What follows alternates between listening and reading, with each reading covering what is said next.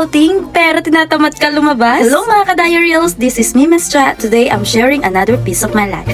Dahil summer na nga, bumili kami ng pool. Kaya ito sila, nag-i-enjoy na sa pag-swim. Gusto ko rin sana makijoin pero sabi ko mamaya na lang. Gusto ko rin kasi masolo yung pool Pagkatapos nga nilang maligo ay sinimulan ko ng paglilinis. Medyo madali lang naman linisin. Oo, madali lang talaga. Ay, joke lang pala. Inabot nga ako dyan ng 1 hour pagtanggal pala ng tubig. May buhangin pa nga kaya tinanggal ko na rin. Habang naglilinis nga ako, napapaisip ako kung bakit bumili pa kami nitong pool. Ngayon kasi nahihirapan na ako sa ginagawa ko. Sa gusto ko masolo yung pool, talagang solo rin akong maglilinis. After talaga nito, ipapalinis ko na lang sa iba. Then babayaran ko na lang. Ganda ng kapatid ko, no? Yun yung nasa tarpaulin. Magagalit na naman yun pag napanood niya to. Sorry na agad, kapatid. So, yun nga. Matapos ko malinis yung pool, lalagyan ko naman ng tubig. Siguro iniisip niyo na kung paano ko lalagyan ng tubig to, no? Eh, medyo may kalakihan pa naman. Don't worry, guys. May poso naman dito, tsaka timba. Siguro mga 100 beses ko lalagyan ng tubig to gamit yung timba namin. Nabot na nga ako ng hapon paglalagay ng tubig. Pag hindi pa ako pumayat nito. Hindi ko na nga na-videohan yung start ng paglalagay ng tubig. Iba kasi talaga naglagay niyan. Nung medyo pa puno na, at saka ako nag-insist na ako naman maglalagay.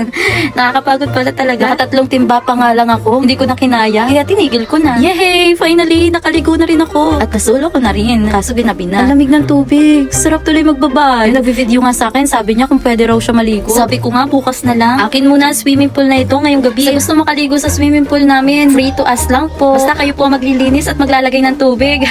So yun lang. Hanggang dito na lang. Bye!